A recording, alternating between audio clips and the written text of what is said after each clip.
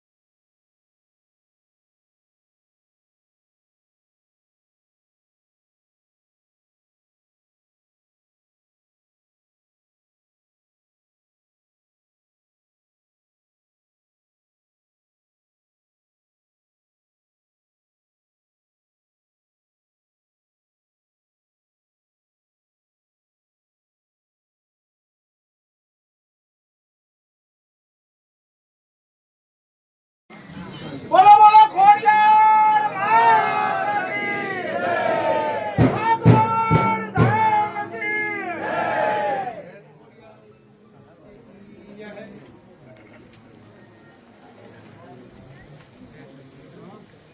ચાલુ રાખો તમે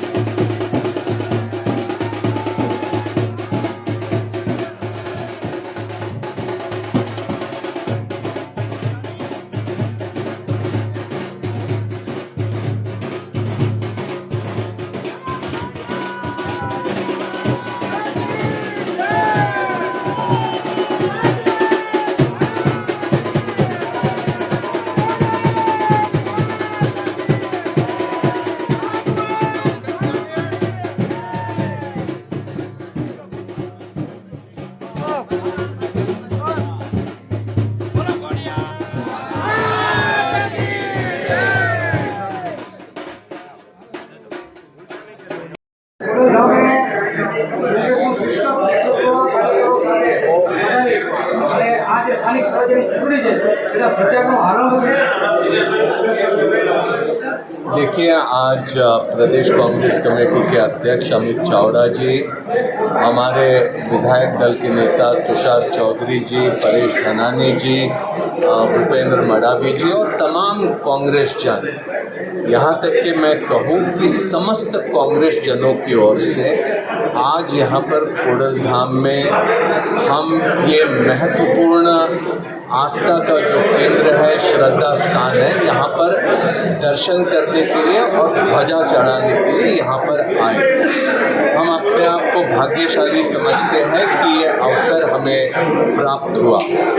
यहाँ आने के पीछे किसी भी तरह से कोई राजनीति नहीं है, किसी चुनाव से इसका कोई संबंध नहीं है, सिर्फ ये एक महत्वपूर्ण आस्था का केंद्र है। हजारों नहीं, लाखों नहीं, करोड़ों लोगों की आस्था खोडलधाम पर टिकी हुई है और इसी आस्था के चलते हुए हम यहाँ पर माता का दर्शन करने, अपने श्रद्धा सुमन अर्पित करने के उद्देश्य से यहाँ पर उपस्थित हुए। मैं ये समझता हूँ कि इस अवसर पर दर्शन प्राप्त हुए और साथ ही साथ यहाँ पर नरेश भाई पटेल जी भी उपस्थित रहे, उनसे भी मुलाकात हुई, उनसे भी इस प्रांगण में हमने जाकर किस तरह से खोडलधाम आज है और भविष्य में किस तरह से इसका विस्तार होगा उसके बारे में हमें जानकारी प्राप्त हुई। मैं समझता हूँ कि ये एक महत्वपूर्ण मौका था और मैं इसमें वो सभी साथियों का जिनका सहयोग मिला उनको मैं बहुत बहुत धन्यवाद देता हूँ। અમિતભાઈ, આજે માં ખોડલના દર્શને આપે શિક્ષક કોંગ્રેસ નેતૃત્વ કાર્યકરો સાથે પધાર્યું છે, ત્યારે આ જે સ્થાનિક સ્વરાજ્યની ચૂંટણી નજરને રાખીને છે ખેડૂતોની જે સ્થિતિ છે હાલ તેના માટે છે શું છે આ? વિક્રમ સંવત 2082ના પ્રારંભે આ નવા વર્ષની શરૂઆતમાં કોંગ્રેસનું તમામ શ્રેષ્ઠ નેતૃત્વ, અમારા આગેવાનો, કાર્યકરો સૌ આજે ખોડલધામ ખાતે માં ખોડલના ચરણોમાં શીશ ઝુકાવ્યું છે, પૂજા અર્ચન કરી અને ધ્વજારોહણ કર્યું છે અને સૌએ માતા પાસે પ્રાર્થના કરી છે કે ગુજરાતના સર્વ સમાજના, સર્વ વિસ્તારના સર્વનું કલ્યાણ થાય, સૌના જીવનમાં નવા વર્ષમાં સુખ શાંતિ ને સમૃદ્ધિ આવે અને ખાસ કરીને એક બાજુ કુદરત રૂઠી હોય, ગુજરાતમાં કમોસમી વરસાદને કારણે આજે આપણે જોઈએ છે કે ચારે તરફ ખેડૂતો આર્થિક રીતે પાયમાલ થયા છે, એમનો ઊભો પાક, એની આખા વર્ષની મહેનત આજે પાણીમાં છે અને આવું વારંવાર થાય છે। બીજી તરફ ચારે બાજુ કાયદો વ્યવસ્થાની પરિસ્થિતિ કથળી છે, રોજ હત્યાઓ થાય છે, બળાત્કાર થાય છે, યુવાનો પોતાના ભવિષ્ય માટે ચિંતિત છે, બધા જ વર્ગ વિસ્તારના લોકો આજે ખૂબ તકલીફમાં છે, ખૂબ પરેશાનીમાં છે।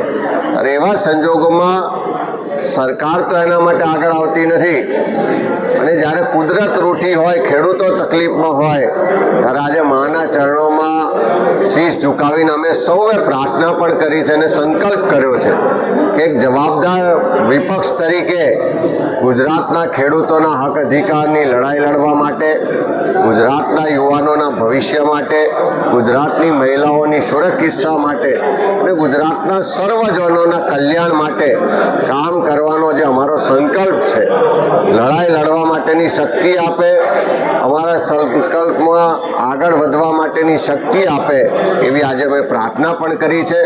અને હું આભાર માનીશ ખોડલધામના મુખ્ય વહીવટકર્તા આદરણીય નરેશભાઈ પટેલને, તમામ ટ્રસ્ટીઓનો કે એમણે આજે અમારા તમામ આગેવાનો, કાર્યકરોનું ખૂબ ઉમળકાભેર સ્વાગત પણ કર્યું છે। એમની આખી સંસ્થાની જે સેવાકીય પ્રવૃત્તિઓ છે એનાથી પણ માહિતગાર કર્યા છે અને આવનારા દિવસોમાં ગુજરાત અને ગુજરાતીઓના કલ્યાણ માટે કામ કરવાનો સંકલ્પ સાથે આજે અમે ધ્વજારોહણ કર્યું છે। લેવા માટે જે મતદારો છે, આપણે ખોડલધામથી શરૂઆત કરી છે, તો લેવા પટેલ જે મતદારો છે તેનો સાથ આપણે મળશે તે માટેનું છે લાખો કરોડો જે કીધું મોકલવા છે। આજે જે દર્શન કર્યા છે, પૂજા કરી છે, ધ્વજારોહણ કરી છે, ફક્ત ને ફક્ત સર્વના કલ્યાણ માટેની પ્રાર્થના અને કામના સાથે કરી છે. કોઈ પણ રાજકીય એજન્ડા સાથે, કોઈ પણ રાજકીય ઈરાદા સાથે અહીં અમારો કોઈ રાજકીય આગેવાન આવ્યો નથી. સર્વ આગેવાનો, સર્વ કાર્યકરો એક શ્રદ્ધા સાથે, એક વિશ્વાસ સાથે માના ચરણોમાં શીશ ઝુકાવીને પ્રાર્થના કરી છે અને અમને શક્તિ આપે કે અમે ગુજરાતના લોકો માટે કામ કરવા માટે જે સંઘર્ષ છે, જે પડકારો છે, એમાં સારી રીતે કામ કરી શકીએ, સર્વ સમાજને સાથે રાખી અને એના કલ્યાણ માટેની કામના કરીએ. જે ગુજરાત એક પ્રગતિશીલ રાજ્ય તરીકે આખા દેશમાં જાણીતું હતું, જે ગુજરાત ગાંધી સરદારનું ગુજરાત શાંતિ માટે, સલામતી માટે જાણીતું હતું, વેપાર માટે જાણીતું હતું, એમાં આજે બધા જ લોકો તકલીફમાં છે. તો એવા સમયમાં બધાનો અવાજ બનવાની તાકાત મળે, બધાના હક અધિકારની લડાઈ લડવાની તાકાત મળે અને સર્વનું કલ્યાણની કામના સાથે આજે અમે આવ્યા છે. કોઈ રાજકીય એજન્ડા સાથે પણ નથી આવ્યા અને કોઈ રાજકીય ચર્ચા કરવા પણ નથી આવ્યા. ઇલેક્શન કમિશન ઓફ ઇન્ડિયા એક તટસ્થ સંસ્થા છે. એની નિષ્પક્ષતા સામે આજે જે સવાલો ઉઠ્યા છે કે કોઈ પણ ચૂંટણી ન્યાયિક રીતે પૂર્ણ થાય એના માટે સૌથી પહેલું એનું પગથિયું મતદાર યાદી છે. અને મતદાર યાદીમાં કેવી રીતે ગોટાળા થાય છે, કેવી રીતે વોટોની ચોરી થાય છે, એ રાહુલ ગાંધીજીએ આખા દેશને દુનિયા સમક્ષ હકીકતો મૂકી છે. ગુજરાતમાં પણ નવસારી લોકસભાની હકીકતો અમે ચૂંટણી પંચ સમક્ષ મૂકી છે. બિહારમાં પણ જે રીતે સરના નામે જે ચોક્કસ સમુદાય, ચોક્કસ વિસ્તાર, ચોક્કસ રાજકીય પાર્ટીઓને ટાર્ગેટ કરવાનો પ્રયત્ન થયો, હું માનું છું કે ગુજરાત સહિત 12 રાજ્યોમાં સરની કાર્યવાહી શરૂ થવા જઈ રહી છે. ત્યારે ચૂંટણી પંચ પણ એ ધ્યાન રાખે કે કોઈ ભારતીય જનતા પાર્ટી કે સરકારના રાજકીય એજન્ડા મુજબ કામ ના કરે. દેશના સંવિધાને આપણને સૌને મતનો અધિકાર આપ્યો છે. એક વ્યક્તિ એક વોટ.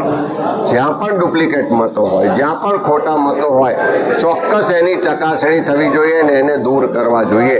પણ રાજકીય એજન્ડા સાથે, રાજકીય લાભ કે નુકસાનના મનસૂબા સાથે જો ઇલેક્શન કમિશન આ SIRમાં કાર્યવાહી કરશે તો કોંગ્રેસ પાર્ટી ગુજરાતના એક મતદારનો જે સંવિધાનિક અધિકાર છે એ સંવિધાનિક અધિકારની રક્ષા માટે મજબૂતાઈથી એનો અવાજ પણ બનીશું, લડીશું પણ.